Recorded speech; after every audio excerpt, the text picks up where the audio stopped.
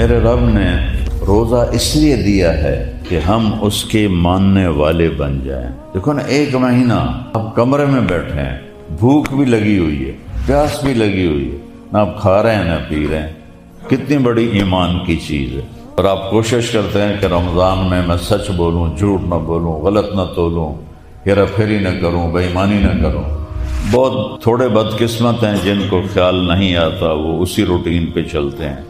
ایک مہینہ آپ اس طرح گزار دیں اور اللہ سے مانگیں کہ اللہ میری عادت بنا دے، تو پوری زندگی اللہ کے حکموں کے مطابق ہو جائے۔ روزہ ایک سبق دیتا ہے۔ دیکھو آپ حلال چیز سے رک جاتے ہو، اتنی پابندی ہے نظر پہ، زبان پہ، ہاتھوں پر، پاؤں پر، بول پر۔ یہ ایک سبق اللہ سکھا رہا ہے کہ ایک مہینہ تم نے میری خاطر حلال بھی چھوڑ دیا تو پوری زندگی میری مرضی پہ گزارنے کی تمہیں طاقت پیدا ہو جائے گی۔ اور جب تم میری مرضی پہ زندگی گزارنا سیکھ جاؤ گے، جو تم چاہو گے وہ میں کر دوں۔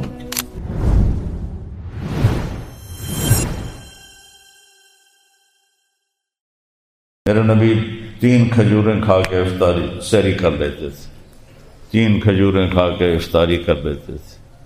آپ نے 9 رمضان دیکھے، 9 آپ کی زندگی میں 9 رمضان آئے، 10واں رمضان آپ نے نہیں دیکھا۔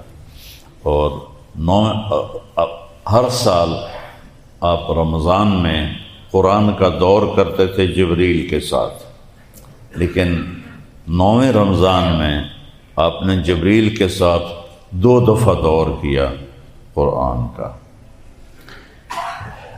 اور آگے حج آ گیا، حج کے بعد آپ ربیع الاول میں آپ کا انتقال ہو گیا۔ تو روزہ صرف منہ بند کرنے کا نام نہیں ہے، روزہ ایک سبق دیتا ہے۔ دیکھو آپ حلال چیز سے رک جاتے ہو، اتنی پابندی ہے نظر پہ، زبان پہ، ہاتھوں پر، پاؤں پر، بول پر۔ تو یہ ایک سبق اللہ سکھا رہا ہے کہ ایک مہینہ تم نے میری خاطر حلال بھی چھوڑ دیا، جھوٹ چھوڑ دیا، غلط تولنا چھوڑ دیا، تو یہ ایک مہینہ صحیح گزار لو تو پوری زندگی میری مرضی پہ گزارنے کی تمہیں طاقت پیدا ہو جائے گی۔ اور جب تم میری مرضی پہ زندگی گزارنا سیکھ جاؤ گے تو پھر کیا ہوگا کہ جو تم چاہو گے وہ میں کر دوں۔ ان سلمت لی فیما ارید کفیتک فیما ترید۔ تو جو میں چاہتا ہوں فیصلہ بعد میں کر دے، پھر جو تو آکھیں گا میں کر دوں گا۔ کن فیکون کی طاقت جنت میں مل جائے گی۔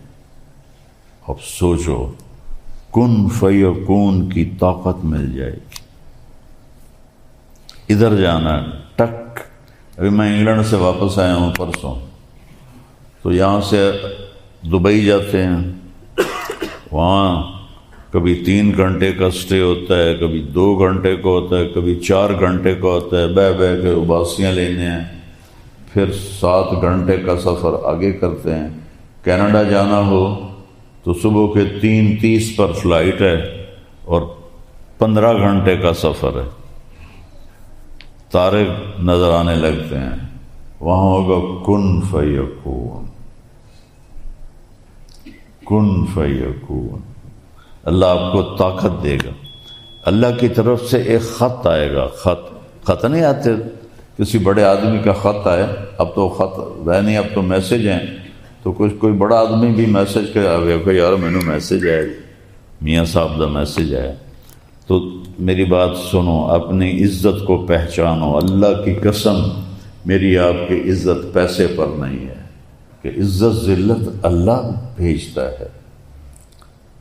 عزت کا مالک اللہ ہے، جس کو چاہتا ہے دیتا ہے۔ ذلت کا مالک اللہ ہے، جس کو چاہتا ہے دیتا ہے۔ تو انسان کی قیمت اس کے پیسوں سے نہیں ہے، حکومت سے نہیں ہے، خاندان سے نہیں ہے۔ انسان کی قیمت ہے اللہ کی مان لینے سے۔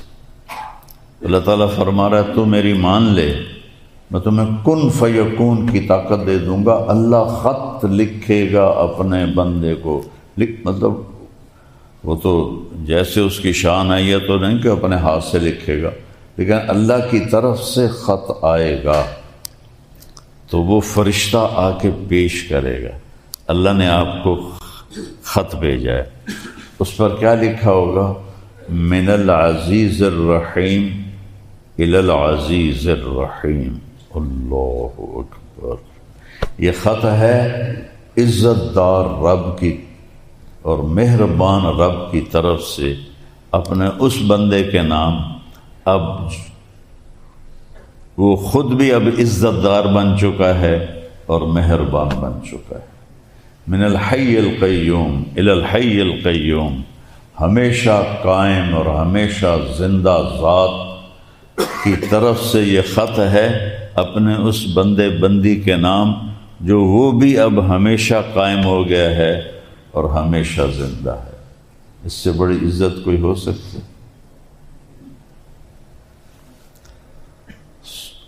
فرشتہ آئے گا اللہ کی طرف سے، اللہ نے بھیجا ہے، اور وہ جنت کے دروازے پہ کھڑا ہو جائے گا، اندر نہیں جا سکے گا۔ وہ دروازے پر بھیجنے والا کون ہے؟ اللہ۔ کس کو بھیج رہا ہے؟ اپنے بندے بندی کو، ٹھیک؟ تو وہ فرشتہ تیمور بادشاہ تھا نا، اس کا خط لے کے جب جاتا تھا نا قاصد، تو وہ دربار میں باہر گھوڑے سے نہیں اترتا تھا، نہ کسی سے اجازت لیتا تھا، گھوڑے سمیت دربار میں آتا تھا اور خط کو یوں پھینکتا تھا، اور کسی کو جرأت نہیں ہوتی تھی کہ اس پر کوئی اعتراض کر سکے، ویسی ظالم بلا تھا۔ تو میرا اللہ اپنے بندے کے نام خط لکھے گا، جو اس کو عزت دینے کے لیے۔ یہ خط ہے حی قیوم کی طرف سے حی قیوم کے نام۔ تو اللہ کن فیکون کی طاقت دے دے گا، ایک سیکنڈ میں جو چاہو۔ ایک صحابی نے پوچھا یا رسول اللہ جنت میں گھوڑے ہیں؟ آپ نے کہا ہیں۔ کیسے ہیں؟ آپ نے کہا اس کے زمرد کے پر ہیں، جب تم اس پر بیٹھو گے تمہیں لے کے اڑے گا۔ رفتار کیا ہوگی؟ جہاں تیری نظر کا اینڈ ہوگا وہاں اس کا قدم پڑے گا۔ اور یہاں تو یہ دیواروں نے مجھے روک دیا ہے، میں باہر نہیں دیکھ سکتا، صرف جو دروازوں میں نظر آ رہے ہیں، اور وہاں نظریں دیوار سے پار ہو جائیں گی۔ سمندر راستے میں ہوں، پہاڑ ہوں، نظر پار ہو جائے گی۔ تو سوچو اس کا قدم کتنا لمبا جائے گا، کہاں تک جائے گا۔ تو میرے رب نے روزہ اس لیے دیا ہے کہ ہم اس کے ماننے والے بن جائیں۔ دیکھو نا، ایک مہینہ آپ کمرے میں بیٹھے ہیں، بھوک بھی لگی ہوئی ہے، پیاس بھی لگی ہوئی ہے، نہ آپ کھا رہے ہیں نہ پی رہے ہیں، کتنی بڑی ایمان کی چیز ہے۔ اور آپ کوشش کرتے ہیں کہ رمضان میں سچ بولوں، جھوٹ نہ بولوں، غلط نہ تولوں، ہیرا پھیری نہ کروں، بے ایمانی نہ کروں۔ بہت تھوڑے بدقسمت ہیں جن کو خیال نہیں آتا، وہ اسی روٹین پہ چلتے ہیں۔ جب ایک مہینہ آپ اس طرح گزار دیں اور اللہ سے مانگیں کہ اللہ میری عادت بنا دے، تو پوری زندگی اللہ کے حکموں کے مطابق ہو جائے گی، پوری زندگی۔ اور اللہ نے رات کی تراویح رکھی ہے، شوق سے پڑھو، تھک گئے ہو بیٹھ کے پڑھو، جاؤ نہیں 20 پڑھ کے جاؤ، اللہ کو دکھاؤ کہ یا اللہ میں تیری محبت میں بیٹھا ہوں، چاہے میں تھک گیا۔ تو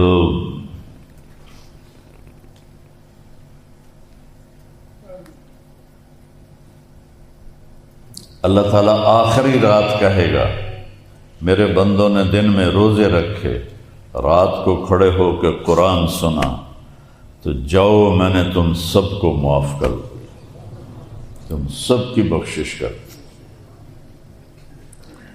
اور اس میں ایک رات رکھی لیلۃ القدر۔ ایک دفعہ آپ نے فرمایا بنی اسرائیل میں 4 نبی تھے، انہوں نے 80 سال جہاد کیا، تو صحابہ غمگین ہو کر کہنے لگے یا رسول اللہ ساڑیاں تو عمرہ میں 80 سال نہیں ہوندیاں۔ تو اللہ نے فوراً جبریل بھیجا، میرے محبوب امت کو خوشخبری دے، انا انزلناہ فی لیلۃ القدر، ہم نے ایک بڑی قیمت والی رات میں قرآن کو اتارا۔ لیلۃ القدر خیر من 1000 شہر، اس کی قیمت کتنی ہے؟ 1000 مہینے کی بندگی سے زیادہ ہے، 1000 مہینے کی بندگی سے زیادہ ہے۔ اس میں یہ نہیں کہ کچھ آپ کو نظر آتا ہے، اس میں دعائیں قبول ہوتی ہیں، اور اس رات جتنے نفل پڑھ رہے ہوتے ہیں سب سے جبریل مصافحہ کرتے ہیں، سب سے مصافحہ کرتے ہیں۔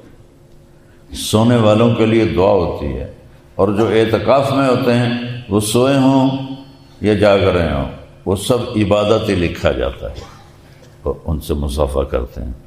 اور پھر فرماتے ہیں کہ اللہ تعالیٰ نے آج کی رات پوری امت کو بخش دیا سوائے 4 آدمیوں کے، ایک شراب پینے والا، ایک ماں باپ کو دکھی کرنے والا۔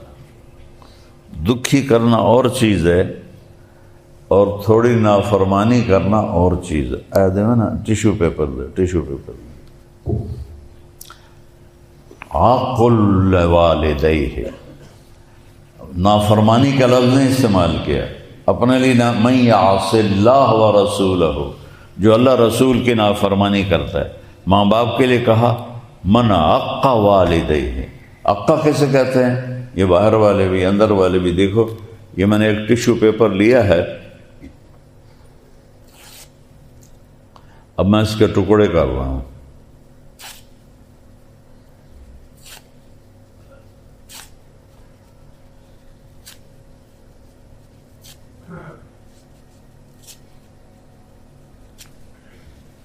اب یہ ٹیشو پیپر نہیں ہے، یہ پرزے ہیں، پرزے۔ یہ دیکھو، یہ دیکھو، یہ دیکھو، یہ دیکھو۔ تو عاق لوالدہ اسے کہتے ہیں جو اپنے ماں باپ کے دل کا یہ حال کر دے، کہ ان کے دل کے ٹکڑے ٹکڑے کر دے۔ ہمارے پڑوسی ذمہ دار ہیں، پرانا تعلق ہے باپ سے، وہ مجھے ملنے آئے، کہنے لگے مولانا صاحب میرا بیٹا اگچ سڑدا پہ ہوئے، اگچ اپنی زبان میں کہہ رہے تھے، میرا پتر اگچ سڑدا پہ ہوئے، میں تو دی ماں دعا نہیں کریں گے بچ جاوے۔ میرا بیٹا آگ میں جل رہا ہو تو میں اور اس کی ماں ہم دعا نہیں کریں گے کہ اللہ اس کو بچا لے۔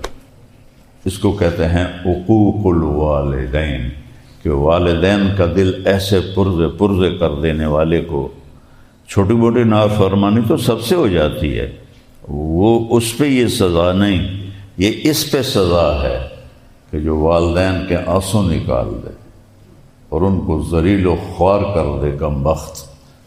ایک یہ ہے جس کی شب قدر میں بھی بخشش نہیں ہوگی۔ اگر ماں باپ کو دکھی کیا ہوا ہے، نوجوان بیٹھے ہو، پاؤں پڑ جاؤ، معافی مانگ لو۔ ماں باپ کی ہائے تمہارے عمل برباد کر دیتی ہے۔ ایک صحابی کی بیگم نے پیغام بھیجا کہ میرا خامن مر رہا ہے، کلمہ نہیں پڑھا جا رہا۔ صحابی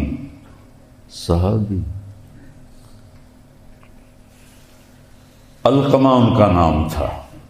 آپ تیزی سے آئے، آپ نے کہا علقمہ کہو لا الہ الا اللہ، کہلانے والا اللہ کا رسول اور کہنے والا صحابی، کہتے ہیں یہ پڑھا نہیں جا رہا، ویسے بول رہے ہیں کلمہ پڑھا نہیں جا رہا۔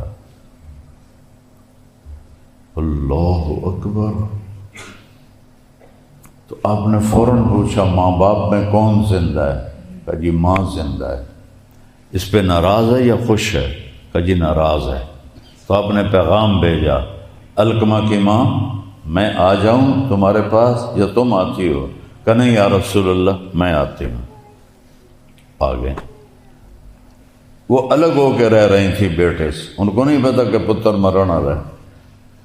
تو آپ نے فرمایا تو علقمہ پانی دینا، تو علقمہ پہ ناراض ہے؟ کہ جی ہاں میں ناراض ہوں۔ کیوں ناراض ہو؟ آج کل تو اولادیں ماں باپ کی پٹائی کرتی ہیں، گھروں سے نکال دیتے ہیں بیویوں کے پیچھے لگ کے۔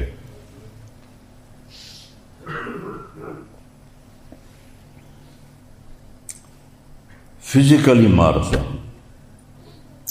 اور یہ اپنی قوم میں ایک تھا اکلوتا بیٹا، بڑا ذمہ دار اس کا باپ، وہ اپنے باپ کو جوتوں سے مارتا تھا۔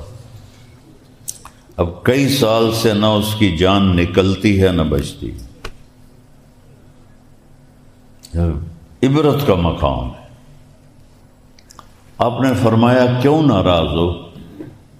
کہ یا رسول اللہ کوئی بڑی بات نہیں ہے، میرا بچہ بہت نیک ہے، راتوں کو تہجد پڑھتا ہے، قرآن پڑھتا ہے، دن میں روزے رکھتا ہے، لیکن جب مجھ سے بات کرتا ہے تو بدتمیزی سے کرتا ہے، اس سے میرا دل ٹوٹ گیا ہے۔ راتوں کی تہجد ہے، دن کا روزہ ہے، قرآن کی تلاوت ہے، ماں سے صرف بدتمیزی سے بات کر رہا ہے، یہ حال نہیں کر رہا جو میں نے آپ کو کر کے دکھایا، مجھ سے بدتمیزی سے بات کرتا ہے، اس نے میرا دل دکھی کر دیا ہے۔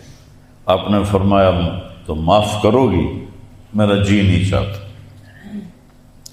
تو آپ نے فرمایا بلال لکڑیاں کٹھی کرو اور علقمہ کو آگ لگا دو۔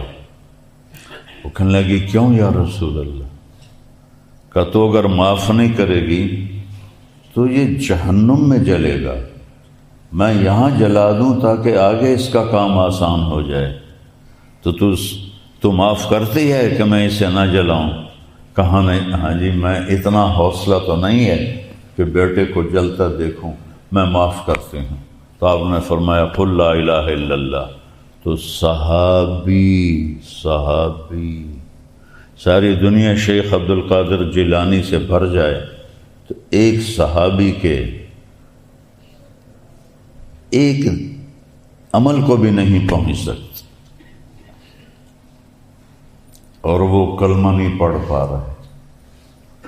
پھر انہوں نے کلمہ پڑھا، پھر آپ نے اس کا جنازہ پڑھایا، پھر اس کے دفن میں شریک ہوئے، پھر لوگوں کو مخاطب کر کے فرمایا جو قبر پہ آئے ہوئے تھے، سن لو غور سے، یہ باہر والے بھی سن رہے ہوں گے، جس نے ماں باپ کو دکھ دیا ان پہ اللہ کی لعنت، فرشتوں کی لعنت، زمین آسمان کی لعنت، نہ ان کی نماز قبول ہے، نہ روزہ قبول ہے، نہ صدقہ قبول ہے۔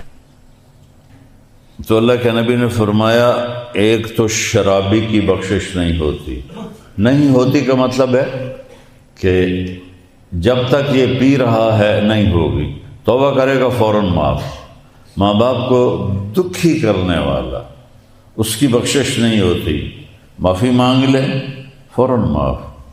تیسرا جو خونی رشتوں سے لڑتا ہے، بھائی بہنیں، ماموں، خالہ، چاچے، یہ خونی رشتے ہیں، جو ان کی توہین کرتا ہے، ایک اس کی بخشش نہیں ہوتی۔ چوتھا جو کسی کے لیے دل میں نفرت پال کے پھر رہا ہے، ایک اس کی بخشش نہیں ہوتی۔ یہ گناہ تو عام ہے، مجھے اس سے نفرت ہو گئی، میں تو اس کی شکل نہیں دیکھنا چاہتا۔ اپنی قبر سامنے رکھو، اپنی قبر سامنے رکھو، سا نکلیا تو مٹی ہو گئے، کی فائدہ میرے بھائیو لڑندہ۔ تو شب قدر میں سب کی بخشش ہوتی ہے، چار کی نہیں ہوتی، اور شب قدر میں دعائیں قبول ہوتی۔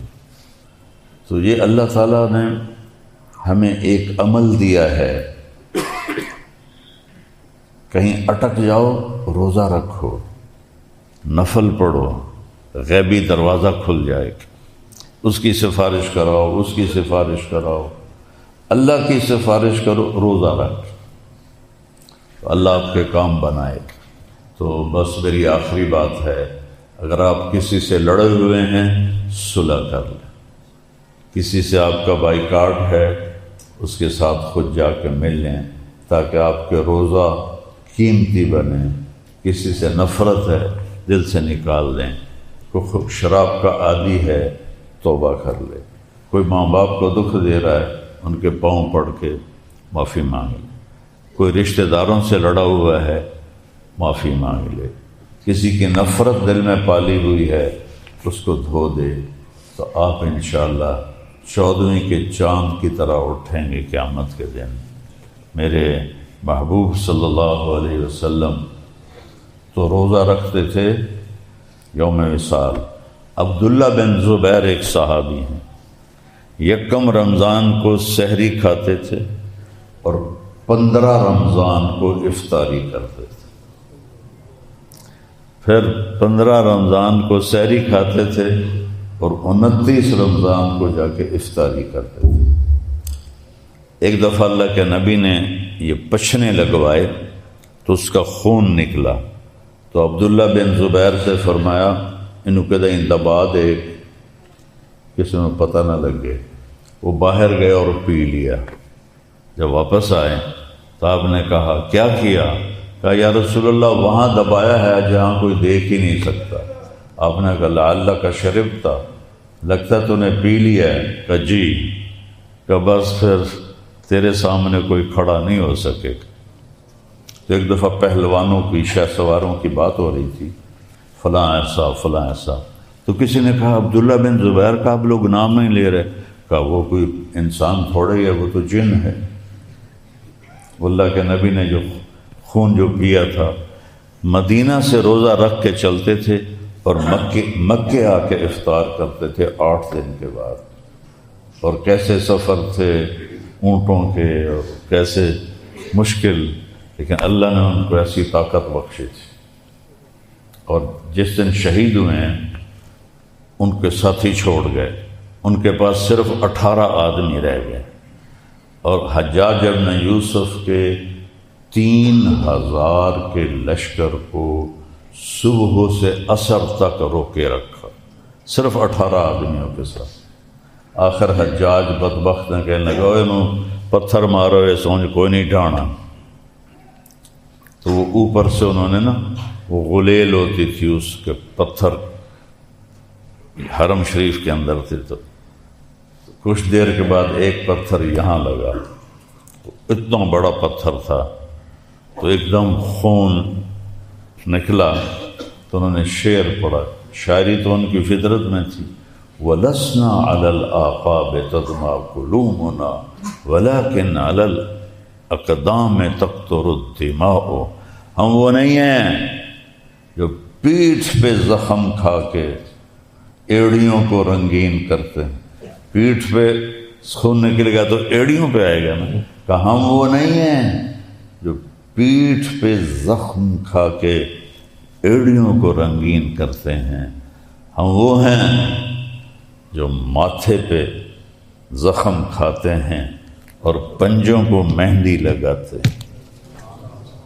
اور یہ کہہ کر وہ گر گئے، اتنا بھاری پتھر تھا۔ اس وقت ان کی عمر 72 سال تھی، اور دونوں ہاتھوں میں تلوار تھی جس سے وہ لڑ رہے تھے۔ تو جب تک پتھر نہیں لگا کوئی ان کے قریب نہیں آ سکے۔ جب وہ گرے تو سوڈانی، ان کی بدقسمتی تھی ان کے شہادت کی، تو جب وہ گرے نا تو انہوں نے ایک شعر پڑھا، اسماء ان قتلت لا تبکین۔ اسماء ان کی ماں کا نام تھا نا، ابوبکر صدیق کی بیٹی تھی۔ اب میں مر رہا ہوں تو رونا نہیں میرے اوپر، لم یبک الا حسبی و دین، میں نے اپنا دین بچایا اور اپنی عزت کو بچایا۔ وصارم لعنت بہ یمینی، اور سب نے میرا ساتھ چھوڑ دیا، بس میری تلوار نے میرا ساتھ دیا۔ جس نے میرے ہاتھ کو شل کر دیا۔ تو انہوں نے آ کے اوپر تلواروں کا مہ برسا کے وہ کیما کیما کر دیا، اور ان کی لاش کو حجاج نے حجون کے مقام پر لٹکا دیا۔ 1 مہینہ لٹکی رہی اور جسم میں کوئی خرابی نہیں ہے۔ اور ماں کیسی حوصلے والی ہے، وہاں سے گزری تو دیکھا، اچھا اس سوار کے اترنے کا بھی وقت نہیں آیا۔ اللہ، 100 سال عمر تھی اس وقت حضرت اسماء کی، اچھا اس سوار کے اترنے کا بھی وقت نہیں آیا۔ سبحان اللہ۔ تو بھائیو، رمضان کی تیاری کرو، کس کے ساتھ؟ دل کو صاف کر کے، رزق حلال کما کے، لڑائی جھگڑے چھوڑ کے۔ میاں بیوی کی لڑائی اللہ کو انتہائی ناپسند ہے۔ اگر یہاں کوئی ایسا بیٹھا ہے جو بیوی سے لڑا ہوا ہے، اس سے صلح کر لے، اللہ اس سے بہت خوش ہوگا، بہت راضی ہوگا۔ اور کوشش کرو قرآن زیادہ سے زیادہ پڑھا جائے، اور تراویح کا اہتمام کرو، 20 پڑھو، آپ کو اجر بہت زیادہ ملے۔ ٹھیک ہے؟